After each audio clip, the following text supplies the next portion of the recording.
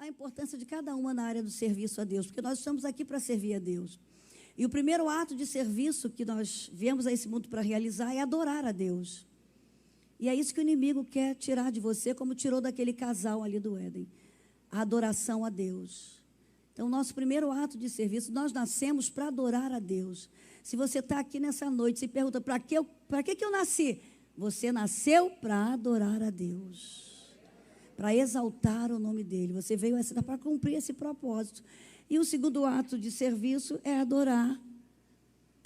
É servir ao seu semelhante, né? É abençoar pessoas. Nós estamos aqui para cumprir também esse ato de serviço, que é abençoarmos pessoas, servindo a pessoas. E lá no livro de Mateus, capítulo 7, versículo 12, é a lei áurea da Bíblia, que diz assim: aquilo que quereis que os homens vos façam, fazei-lhes vós também. Então, tudo aquilo, você quer ser amado, ame. Você quer que as pessoas pratiquem perdão com você? Perdoe. Bondade, faça o bem. Tá? Então, tudo aquilo que você deseja que as pessoas façam com você, faça você primeiro. Seja o agente de mudança, para ver a mudança na vida das pessoas. Então, nosso segundo ato de serviço é estarmos aqui servindo ao nosso próximo. E a gente tem que entender que quando a gente está aqui servindo ao nosso próximo, nós não estamos servindo só essas pessoas. A primeira pessoa que a gente está servindo é Deus. Por isso que lá em Colossenses, no capítulo 3, o versículo 23 e 24, diz assim: tudo que vocês fizerem, faça de todo o coração, porque é a Deus o Senhor que vocês estão servindo, e não ao homem, porque o homem não vai poder recompensar vocês, mas Deus vai recompensar cada ato de serviço de vocês nessa terra. Sabe? A vida é de semeadura e colheita. A semeadura é opcional, mas a colheita vai ser obrigatória na sua vida. Então, comece, né, a semear coisas boas. Comece a servir com alegria. Ah, Elisete, mas lá no meu trabalho você precisa ver, sabe, o meu patrão, você precisa ver o meu diretor, a pessoa que está lá, é a grossura em pessoa, sabe, é difícil, e eu não estou me realizando ali naquele trabalho, mas eu quero que você sirva com alegria lá. Você não está servindo aquela pessoa, você está ali representando Deus. Você é um pequeno representante de Cristo ali no seu trabalho. Então, você tem que servir com alegria. E Deus vai te recompensar na hora certa. É Ele que vai te recompensar. Eu não sei se é no seu casamento, né? Você está servindo tão bem ao seu cônjuge e ele não está correspondendo. Mas eu tenho certeza que Deus, através do seu serviço ao seu cônjuge, vai fazer um milagre na tua casa. Porque eu creio no poder da recompensa de Deus. Tá? Então, se a gente entender isso, a gente vai ter prazer de servir. A gente vai ter prazer de se levantar da mesa, como Jesus se levantou. Os discípulos todos quiseram ficar sentados à mesa, e eu fico imaginando uma briga para sentar perto de Jesus. Porque naquele dia, quando foi o último dia da Santa Ceia, Jesus estava fazendo uma despedida, que logo após ele iria ser crucificado, né? E todo mundo sentou para cear com ele. E naquele dia ninguém lavou os pés, e era um ato que se tinha, né, de se lavar os pés. Mas naquele dia o escravo não estava na casa, e ninguém quis ser escravo, ninguém quis lavar os pés. E aí Jesus deixou o maior ensinamento dele no final da sua vida. Ele se levantou daquela mesa, e ele pegou uma bacia e uma toalha para lavar os pés dos discípulos. E lavou os pés dos discípulos. Aí tinha um que era Pedro, falou: não vai lavar meus pés. Ah, Pedro, se eu não lavar teus pés, você não tem comunhão comigo. Jesus já estava ensinando, você vai ter que aprender a lavar os pés também. E ele falou: então lava o meu corpo todo. E aí no final ele falou: olha, eu estou deixando aqui o segredo.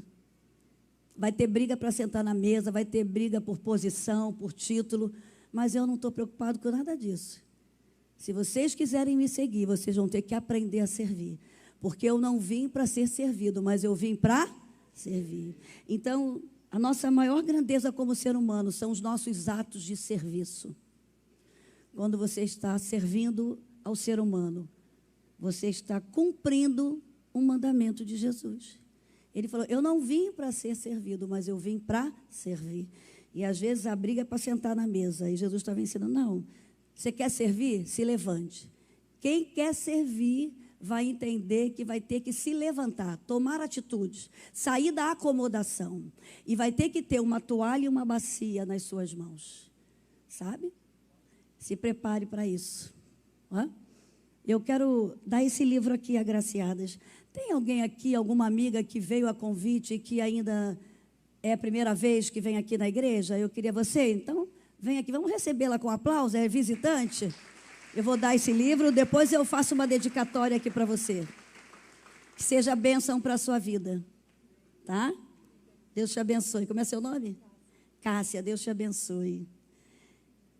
Eu quero falar aqui nessa noite uma palavra que o Espírito Santo falou no meu coração sobre aquele paralítico que estava há 38 anos no tanque de Betesda. Olha, 38 anos deitado numa cama esperando um milagre. E sabe o que eu aprendo com a história desse paralítico? Que nunca é tarde para se realizar um milagre na nossa vida e nunca é tarde para se recomeçar algo novo na nossa vida. Eu não sei há quanto tempo você está esperando um milagre. Eu não sei em que áreas você precisa recomeçar. Talvez seja recomeçar um curso que você parou. Talvez seja recomeçar um casamento, sabe? Que você está levando esse casamento de qualquer jeito e está com medo de recomeçar. Ou talvez você até já passou por um divórcio, infelizmente, e você está com medo de recomeçar. Talvez seja um diagnóstico que você recebeu de um médico: olha, não tem mais jeito, desiste. Mas eu creio que hoje Jesus está aqui, assim como ele entrou naquele tanque de Betesda naquele dia. Então, hoje é noite de recomeço, para mim e para você em alguma área. E é tão interessante que todos os dias, quando você acorda para recomeçar.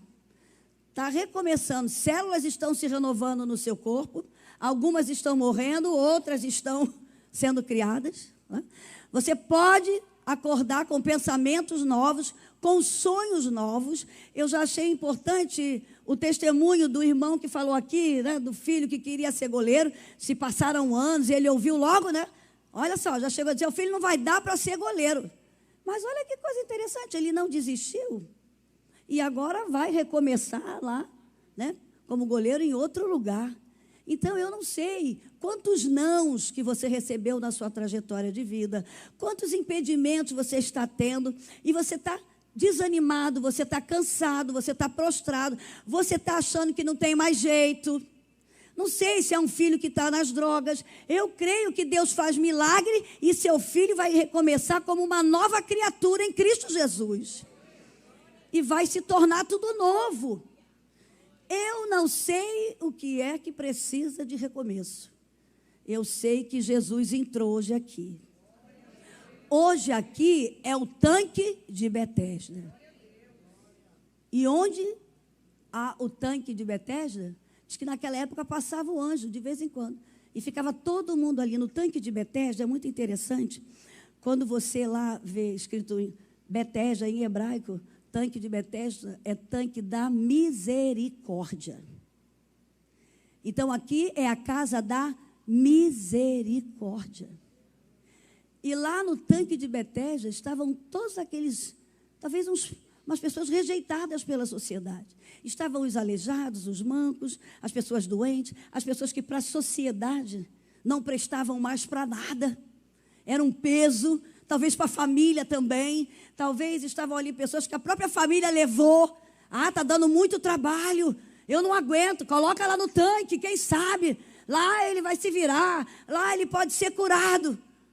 Eu não sei se talvez tenha alguém aqui nessa noite que foi abandonado pela família, rejeitado, passou por uma traição, por uma decepção, passou por um abandono, e você acha que para você não tem mais jeito. Quem sou eu? Todo mundo esqueceu de mim, estou aqui abandonado, estou aqui há tanto tempo. Eu quero te dizer, hoje você veio ao lugar certo, na hora certa, porque Jesus está aqui. E aqui também é o tanque de Betesda. Aqui é a casa da misericórdia. E aqui também, nós que somos pecadores, como o pastor Azés muito bem falou. Quem é que não peca? A Bíblia fala, todos pecaram e carecem da glória de Deus. Então a gente vem aqui para também falar com Deus, pedir perdão dos nossos pecados e sairmos daqui renovados e limpos para recomeçarmos melhor a cada dia. Então, como é importante estar aqui na casa de Deus, estar aqui, sabe, na casa da misericórdia, no tanque de Betesda.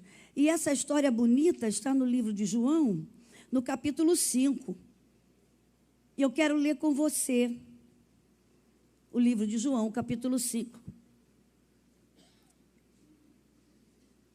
A partir do versículo 1, que diz assim: depois disso, havia uma festa entre os judeus, e Jesus subiu a Jerusalém para a festa. Olha que coisa linda. Jesus era um ser altamente social, ele gostava de festa, tá? Mas Jesus também era capaz de adiar uma festa para poder curar uma pessoa, para poder servir a uma pessoa, para fazer algo novo, milagroso na vida de uma pessoa. Né? É muito importante quando a gente entende isso. Ora, em Jerusalém, Jesus estava subindo a Jerusalém, próximo à porta das ovelhas, um tanque chamado em hebreu Betesda, que significa casa da misericórdia, o qual tem 5 alpendres. E aí, né, esses 5 alpendres eram 5 portas que haviam ali no tanque de Betesda. Inclusive, agora eu estive lá, que é um lugar bem original mesmo, né, que eles fazem as escavações, você vai lá embaixo e você vê ainda pedras originais, e tem água nesse lugar ainda, tem fontes. E é muito interessante. E essas 5 portas, os judeus colocaram essas 5 portas, e eles diziam que essas 5 portas representavam o Pentateuco, os primeiros 5 livros da Bíblia. Então, eles deram a esses alpendres o nome de 5 portas do Pentateuco. Por quê?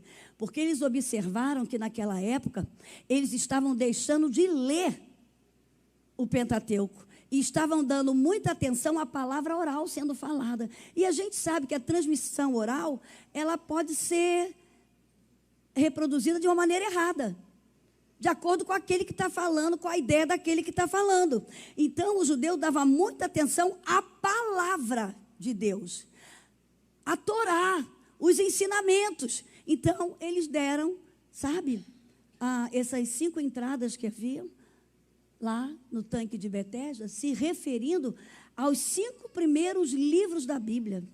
Olha que coisa interessante. E hoje eu fico preocupada que existem muitas pessoas que às vezes não leem a Bíblia, ficam assim, olha, é maravilhoso você ir no YouTube, assistir mensagens, assistir palestras, mas nunca abra mão da palavra de Deus. A gente vê que os crentes de Bereia, quando Paulo pregava, o que eles faziam? Eles conferiam com a palavra. Eu estou falando aqui, mas você tem que conferir com a palavra. Você tem que ter esse discernimento espiritual. E essa foi a preocupação daquele povo naquela época. Aí, eles colocaram ali, designando aqueles 5 alpendres, aquelas 5 entradas, sabe, que haviam ali para chegar no tanque, significando, simbolizando os 5 primeiros livros da Bíblia que foram escritos por Moisés. Então, eu quero dar um alerta para você. É muito bom você ouvir mensagens, edificar sua vida com mensagens, ouvir palestras, mas você tem que ter a tua intimidade com a palavra de Deus. O Salmo 1 diz, bem-aventurado o varão que não anda segundo o conselho dos ímpios, que não se assenta na roda dos escarnecedores. Mas antes, o que ele faz? Ele medita na lei do Senhor de dia e de noite. E aí diz que ele fazendo isso, toda a sua vida vai prosperar. Você vai ser bem-sucedido. Você tem que ter as suas experiências reais com Deus, lendo a palavra. Porque existem coisas assim que o pregador pode falar para você, mas existem coisas que Deus quer falar diretamente para você. segredos que Deus quer dizer para você, para edificar sua vida espiritual, sua vida emocional, sua vida profissional. Porque na palavra estão os 4 conhecimentos: o teológico, o científico, o conhecimento vulgar e o filosófico. E a palavra tem sabedoria para todas as áreas da sua vida, área financeira, área de relacionamento, criação de filhos. Você vai ler e você vai aprender. Então não tem desculpa. E tudo que você ouvir, você deve ouvir e retirar o que você gosta, o que é bênção, e aquilo que não é, você separa. Então, quando fala aqui, né, que tinham 5 alpendres, e esses alpendres simbolizavam, eu anotei aqui, os 5 livros do Pentateuco, que foi escrita por Moisés, porque a palavra oral estava deturpando textos lá do Antigo Testamento. Então, aqui está o meu alerta para você que é cristão. Leia a palavra. O Espírito Santo quer falar diretamente a você. Ele usa pessoas, mas ele quer ter intimidade contigo. Não é? Que você possa guardar isso. Aqui no versículo 4, 3 está dizendo assim: lá, nesse tanque, jazia grande multidão de enfermos, cegos, coxos e paralíticos, esperando o movimento das águas. Porquanto um anjo descia em certo tempo ao tanque e agitava a água. E o primeiro que ali descia, depois do movimento da água, sarava de qualquer enfermidade que tivesse. E estava ali um homem que havia 38 anos se achava enfermo. Aí eu fico me questionando, 38 anos deitado numa cama. Aqui não entra em detalhes se alguém visitar, não diz como é que ele foi colocado ali. Mas, gente, 38 anos é uma boa parte da nossa vida, né? É uma boa parte. E ele estava deitado, sinal que ele não podia andar. Então, eu faço 2 conjecturas que a gente pode aqui. Ele não tinha amigos, não tinha ninguém para lhe ajudar, e ele mesmo falou isso quando o anjo agitava as águas. Ou talvez ele até quisesse e não conseguia. Mas o que eu aprendo aqui é que ele teve paciência para esperar o milagre chegar. Talvez se fosse um ansioso, como a nossa sociedade é altamente ansiosa, altamente inquieta e altamente imediatista. Depois do pecado, nós nos tornamos ansiosos. Nossas emoções foram amaldiçoadas. Então, o ser humano se tornou altamente ansioso. E a ansiedade leva a uma inquietação. Por isso que a Bíblia fala muito sobre ansiedade. Não andeis ansiosos sobre coisa alguma. Paulo está falando. Antes as vossas petições sejam em tudo conhecidas diante de Deus, com orações, súplicas e ações de graça. E a paz de Deus, que excede todo entendimento, guardará os vossos corações e as vossas mentes em Cristo Jesus. Paulo fala lá em Filipenses 4. Paulo estava preso, gente. Dentro de uma cadeia lá em Roma, lá no fundo do calabouço. E ele consegue, lá no livro de Filipenses 4, ele começa: alegrai-vos no Senhor, outra vez vos digo, alegrai-vos no Senhor, seja a vossa vontade notória a todos os homens, não estejais inquietos por coisa alguma. Gente, dentro de uma cadeia, olha o equilíbrio espiritual e emocional do cara. Ele na cadeia, preso, ele era livre espiritualmente, emocionalmente, até para abençoar quem estava livre lá fora. Olha o autocontrole. Não andeis ansiosos por coisa alguma. Antes as vossas petições sejam em tudo conhecidas diante de Deus, com orações, súplicas e ações de graça. E a paz de Deus, que excede todo entendimento, guardará os vossos corações em Cristo Jesus. Mas ele fecha no 8, para ter paz, para não se deixar levar pela ansiedade. O segredo está no 8. Quanto ao mais, irmãos, tudo que é puro, tudo que é justo, tudo que é amável, se há alguma virtude e algum louvor, nisto pensai. O que você pensa vai interferir na sua vida espiritual, vai interferir na sua vida emocional e vai interferir no seu corpo. O que eu entendo é que esse cara, 38 anos, querendo ou não, foi um cara paciente. Mas hoje, A ansiedade imperou. Gente tomando remédio para dormir à torta e à direita. Eu não consigo dormir. Se automedicando. Sabe? Hoje está aí as redes sociais adoecendo gerações. As pessoas vivendo em função das redes sociais. O outro tem, eu tenho que ter. O outro faz, eu tenho que fazer. O outro pode, eu também posso. Sabe? E está morrendo, é muita gente nova infartando, coisa que não acontecia antes. Não se via infarto em gente de 30, de 40, de 50. Um estresse. Sabe? O inimigo sabe, a função dele é roubar, matar e destruir. E é tirar a tua paz. É tirar a tua alegria. O que eu entendo é que esse homem, querendo ou não, ele foi paciente. Porque se fosse um impaciente, me tira daqui. Já estou aqui há 20 anos, me devolve para minha casa. Quero morrer em casa. Me leva para casa. Não, ele estava há 38 anos no mesmo lugar. Eu não sei o que está tirando a tua impaciência, o que está te deixando agitado, e cuidado para você não se precipitar. Aprenda a ter intimidade com Deus para saber qual é a direção dele para a sua vida.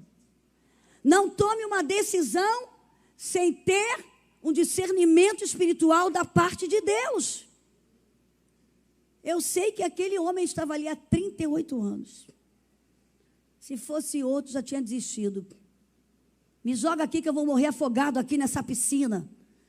São 38 anos que eu já estou aqui. Gente, é muito lindo, porque Deus vê o nosso coração. Deus olha para as nossas intenções. Deus sabe o que passa lá na tua cabeça, o tempo todo Ele está vendo. E com certeza, eu lendo esse texto aqui, o Espírito Santo falou, com certeza Jesus estava indo para uma festa, e aquele homem estava lá na casa da misericórdia.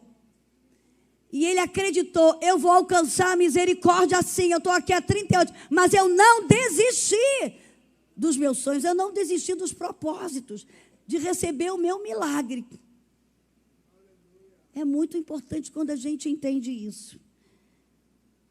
O problema é que paciência é aprender a esperar com resignação. Não é reclamando, não é murmurando, não é maldizendo, é esperar dando glória a Deus, acreditando nas promessas de Deus. A Bíblia diz que Abraão venceu dando glória a Deus. E Abraão é o nosso pai da fé.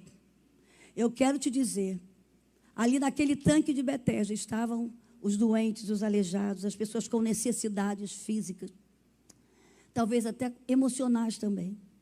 Eu aprendi com meu pai que a igreja é um hospital. A gente vem aqui porque nós somos doentes da alma, o pecado.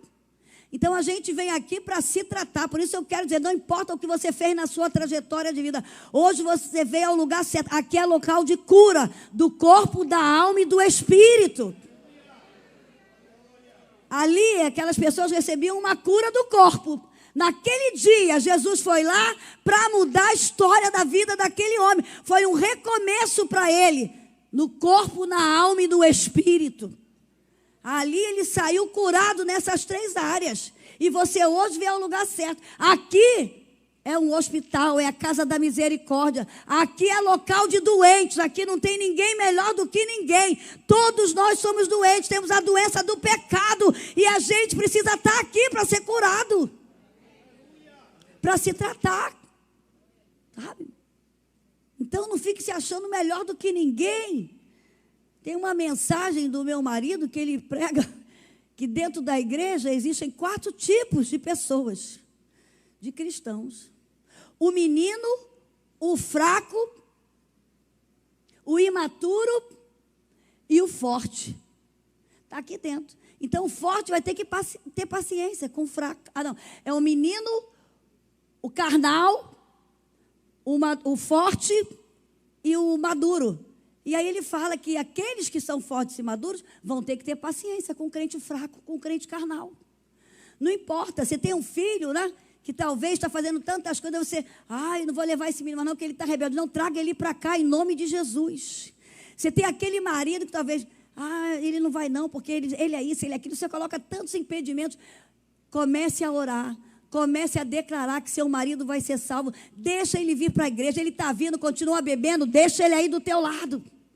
Não reclama não, isso aqui é infiel, isso aqui é ímpio, isso aqui não tem jeito. Em nome de Jesus, deixa aqui no banco da igreja, que uma hora um milagre vai acontecer na vida dele. Aquele paralítico estava lá há 38 anos, mas ele tinha o sonho da cura. Ele acreditou no milagre dele. E chegou o dia que Jesus foi lá. Aí está no versículo 5. E estava ali um homem que 38 anos se achava enfermo. E Jesus, vendo este deitado e sabendo que estava neste estado havia muito tempo. Gente, Deus te conhece. Jesus sabe qual é o teu estado. Não tenha vergonha de estar aqui na igreja não. Pode até, mas Jesus sabe. Vem para cá, aqui é a casa da misericórdia, em nome de Jesus. A gente está aqui para chamar aqueles que estão lá fora, não importa, para as sociais, pessoas doentes do corpo, da alma e do espírito. Traga para a casa de Deus. Aqui é o tanque de Betesda hoje, aqui é a casa da misericórdia, aqui é a casa do milagre. Jesus está aqui, e ele sabe. E Jesus, vendo deitado, sabendo que estava nesse estado havia muito tempo, fez uma pergunta para ele: queres ficar são? E hoje, Jesus está perguntando aqui para você: em que área da sua vida você quer recomeçar? Em que área da sua vida você quer saúde?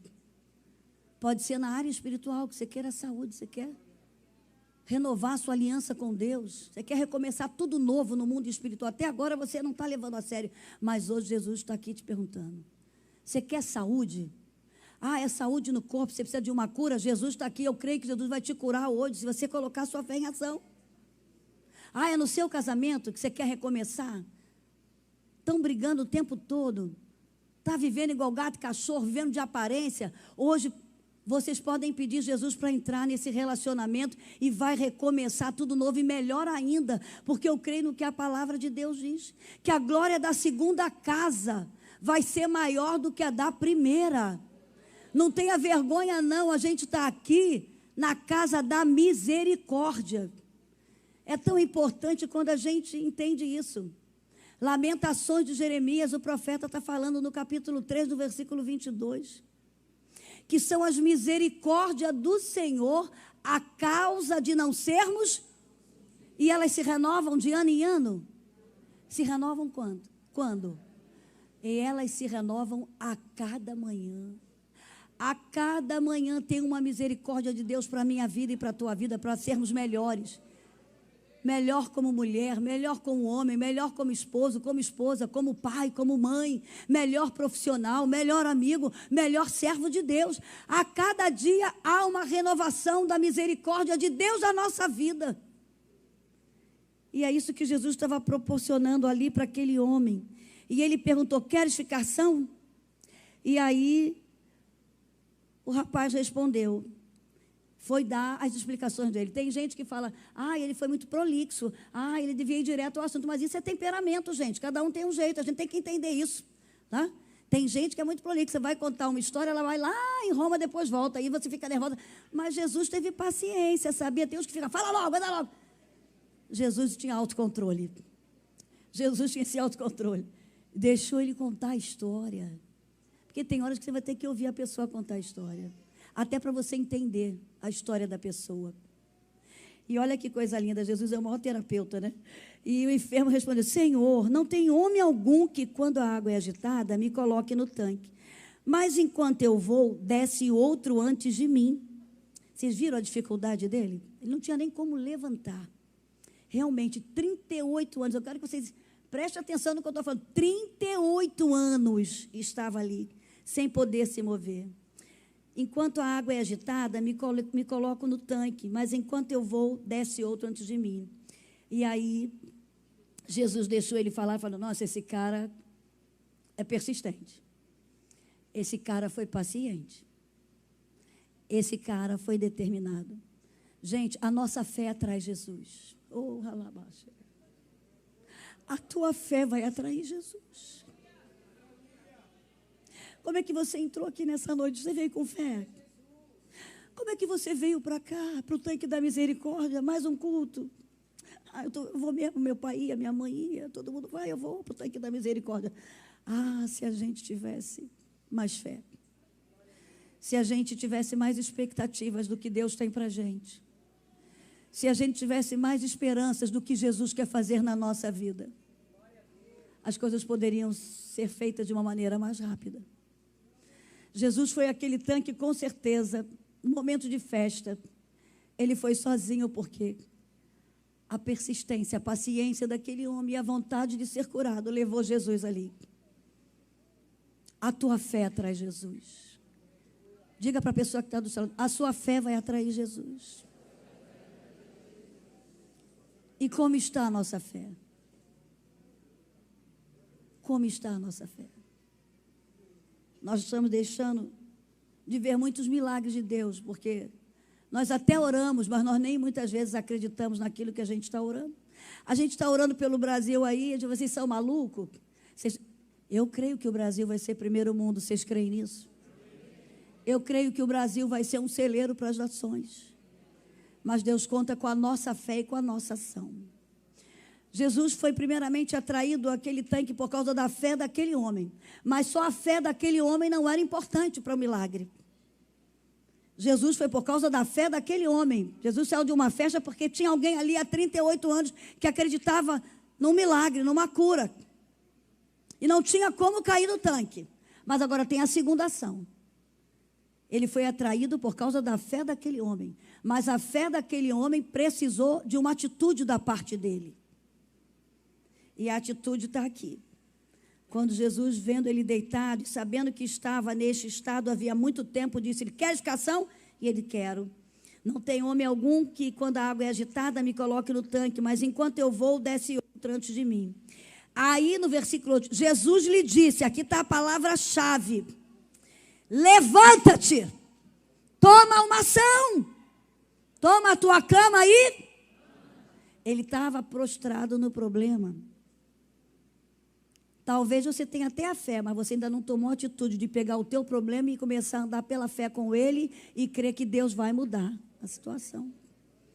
Quando ele diz, levanta-te, toma uma atitude. Ele se levantou. E aí, ele queria deixar a cama. Ele pensou que ele poderia deixar a cama, porque se ele deixa aquela cama lá, ia vir outro e ia deitar lá naquela cama, ia ficar lá. E o Espírito Santo falou claramente algo ao meu coração quando eu li isso aqui. Quando disse para ele, levanta, toma a tua cama e anda. Né? Jesus quis ver a fé, a atitude, a ação, a disposição dele em mudar. E falou, pega a tua cama, eu estou resolvendo o teu problema. Agora você controla o teu problema, você domina o teu problema. E você não vai passar esse problema para ninguém mais da sua geração. Acabou em você, você agora tem o autocontrole. Você agora domina a situação, acabou. E o Espírito Santo falou ao meu coração, tem muitas pessoas deitadas numa cama que ela recebeu no seu histórico familiar. Um que nós já recebemos é do pecado, então a gente tem que ter controle sobre o pecado. A gente tem que dominar. Por isso que tem que conhecer a palavra. O salmista diz, escondi a tua palavra no meu coração para eu não pecar contra ti. Bendito és tu, ó Senhor, ensina-me os teus estatutos. Está lá no Salmo 119, do 9 ao 11. Então, eu tenho como controlar, conhecer a palavra, ter essa palavra, para eu ter esse autocontrole. Agora, muitas vezes, você recebeu uma herança familiar. Você já vem numa cama de família, né, de infidelidade, de pornografia, sabe? Uma cama de famílias de rejeição, de maus tratos, de violência doméstica. Você vem numa cama de família de pessoas desbocadas que falam palavrão, sabe? Você vem numa história familiar e todo mundo carregando de gente depressiva, de gente que não se dá com ninguém. Você recebe uma cama de família, você está deitando. Seu pai foi assim, sua mãe foi assim, seu avô era assim, sua avó era assim. Em nome de Jesus, você vai levantar dessa cama hoje, vai pegar e não vai repassar isso para ninguém da tua família mais. Você vai vencer isso, você vai dominar isso. Sabe? Não importa, pecados familiares que são repassados, alcoolismo, quantos deitando na cama do alcoolismo? Meu avô foi, meu pai foi alcoólatra, eu não quero fazer. E aí aquilo que tu menos quer fazer, que está aqui no teu subconsciente, porque você não perdoou o pai, não perdoou alguém lá que te passou isso, e você está carregando, deixando essa cama para a tua geração. Mas em nome de Jesus, hoje você veio na casa da misericórdia. Jesus está aqui. E nunca é tarde para recomeçar. E começar bem, começar diferente. Não é? Porque ele queria deixar a cama. E Jesus falou, não, você vai ter que se levantar e pegar essa cama onde você ficou prostrado 38 anos. E não vai deixar mais ninguém deitar nessa cama aí. Essa cama vai servir de testemunho para a tua vida. Vai ser o teu milagre, vai ser aquilo que as pessoas vão ver que aconteceu um milagre com você. E olha, que coisa interessante, que quando ele foi andando com a cama e que tem alguém que vai querer sempre interferir no teu milagre e impedir o teu milagre, que quando ele saiu falando com a cama, que viram lá as pessoas, mas hoje é sábado, você não pode estar carregando cama. Ah, eu estou fazendo o que Jesus mandou. Eu vou carregar essa cama assim, porque agora eu tenho controle dessa cama. Eu não vou mais ficar deitado nessa. Eu fiquei 38 anos deitado nessa cama. E essa cama agora não me para mais. Agora é eu que carrego a cama.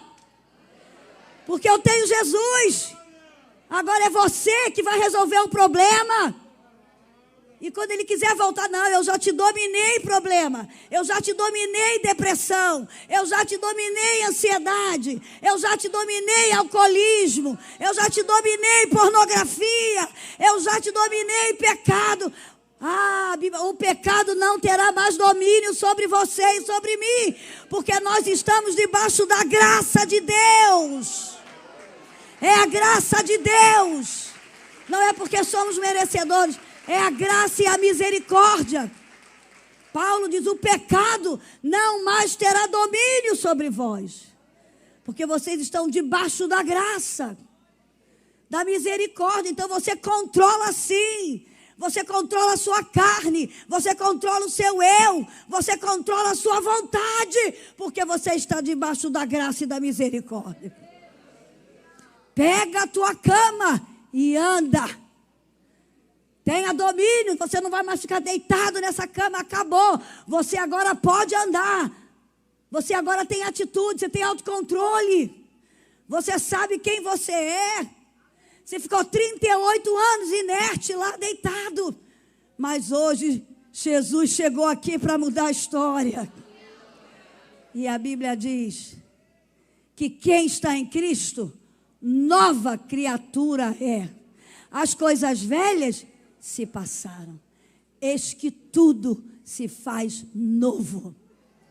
Eu não sei como é que você entrou aqui nessa noite, eu não sei qual é a cama que você está carregando, eu não sei qual é o problema, a herança familiar que você recebeu e você está levando, e está quase na hora de passar para a tua próxima geração. Mas eu quero te dizer, você nessa noite é o agente de mudança, para quebrar os paradigmas que você recebeu da sua família. Em áreas que têm prejudicado você, em pecados que você herdou, em coisas que você está carregando. Aquele cara estava 38 anos paralíticos numa cama ali fisicamente, e ali ele foi liberto fisicamente, emocionalmente, espiritualmente, porque diz que depois Jesus encontrou com ele aonde? Ele estava lá no templo, lá na área do templo, e Jesus encontrou, olha, agora você vai embora, tá? E eu te dou um aviso, hein? Não peca mais não. Vá em paz e não peques mais. Sabe o que Jesus está ensinando? Não peque, porque o pecado pode te fazer de novo voltar para uma cama.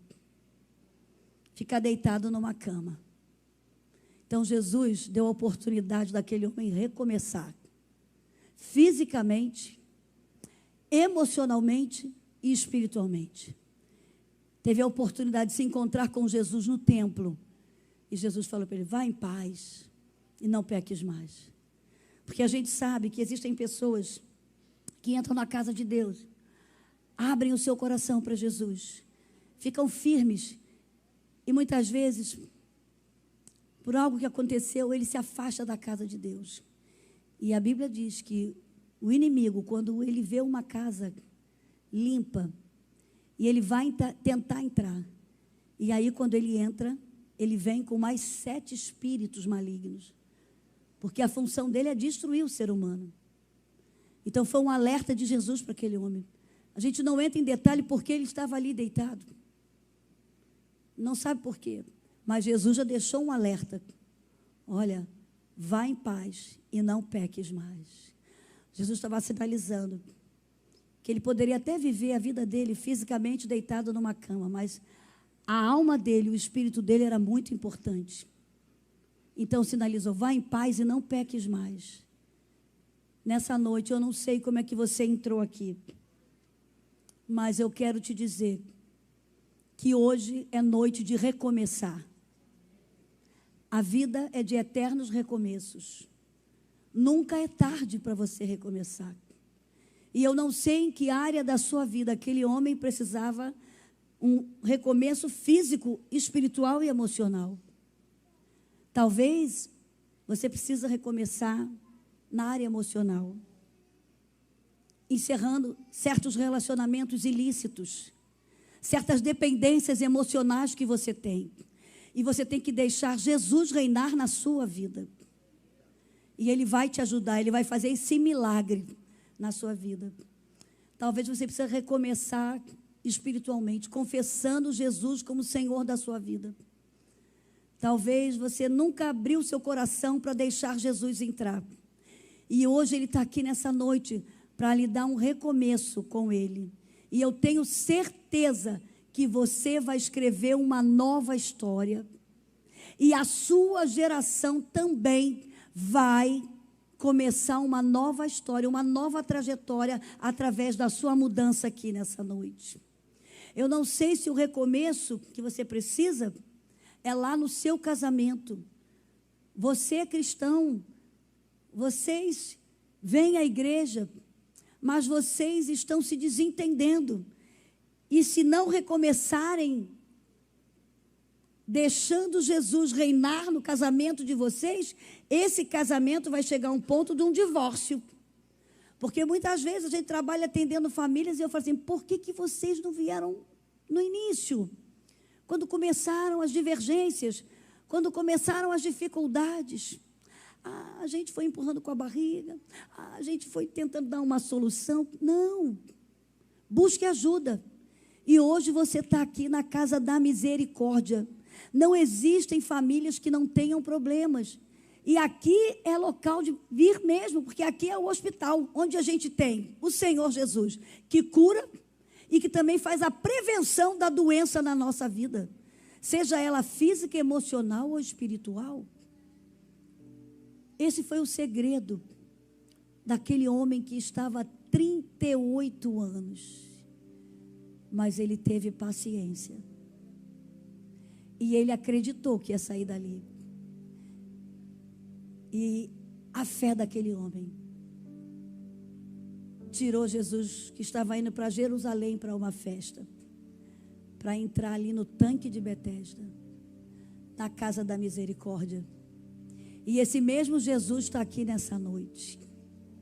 E Ele quer que você saia daqui hoje, recomeçando uma nova história.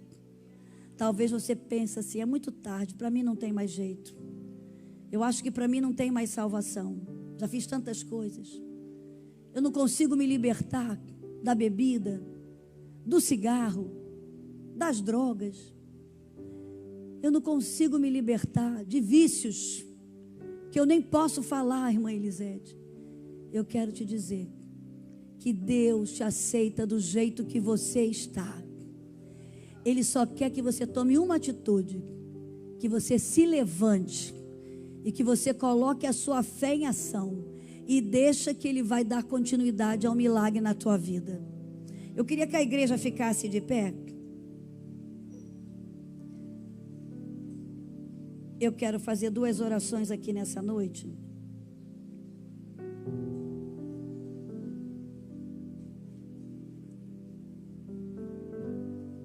Como eu disse, a igreja é o tanque de Betesda.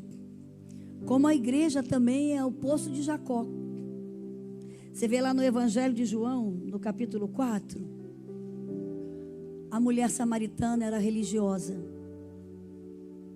E devido à sua história de vida, ela tinha vergonha da sua situação de vida e ela ia sempre meio-dia naquele poço. Mas Jesus ama marcar encontro com a gente. Jesus ama marcar encontro com a gente. Nós é que muitas vezes não chegamos lá no horário do encontro. Como Jesus foi ali naquele tanque de Betesda. Jesus foi que marcou o encontro com aquele homem. Como Jesus marcou o encontro com a mulher samaritana. E é tão lindo que quando fala de cura, fala de lugar de água. Quando fala de libertação e restauração, fala de lugar de água. A água limpa, a água cura, a água renova. E qual é a água hoje? É a palavra. A Bíblia diz: vós já estáis limpos pela palavra. Jesus é o verbo, é a palavra. Tem sempre um momento que Jesus quer estar com você, com a palavra. Tem milagre todo dia, tem renovação todo dia. Não abra mão da palavra. Não abra mão da palavra. João capítulo 1 diz que no início ele era o verbo. E o verbo estava com Deus, a palavra. E a palavra era Deus. O milagre está aqui na palavra. Todo dia ele quer ter um encontro com você. Você tem que ter um encontro com a palavra. Naquele dia aquela mulher foi ao poço, meio-dia, um horário que ninguém ia. Ela não queria ver ninguém, se encontrar com ninguém, estava com vergonha da sua situação. Mas Jesus marcou o encontro com ela. A palavra estava lá no tanque. E começou a falar com ela: mulher, você tem uma sede que ninguém, esse poço não vai saciar. A sua sede é emocional e espiritual.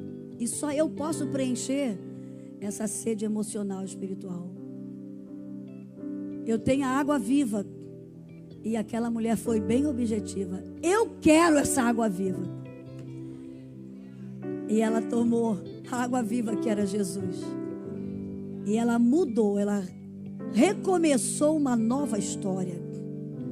Quando ela entendeu o segredo de ter Jesus como Senhor da sua vida.